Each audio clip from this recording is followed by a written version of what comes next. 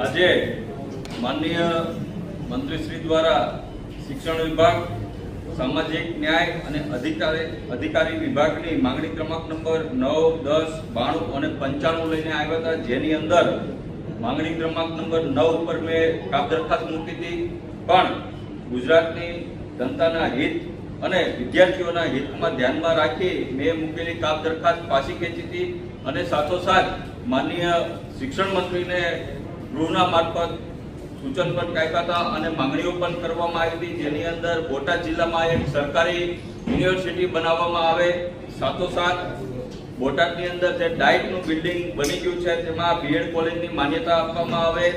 અને સાથોસાથ ઓબીસી સમાજની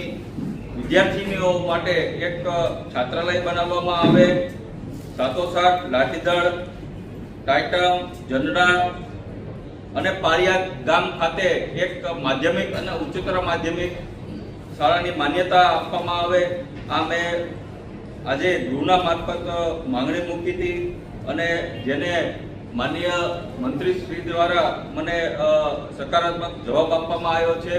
અને સાથોસાથ જે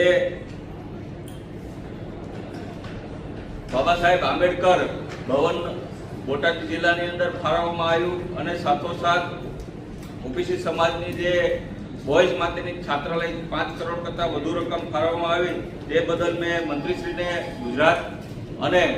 બોટાદની જનતા વતી આભાર પણ માન્યો હતો અને બોટાદ જિલ્લાની અંદર જે સાયન્સ, કોમર્સ અને આર્ટ્સ કોમર્સ જે આપવામાં આવ્યું તેના માટે પણ મેં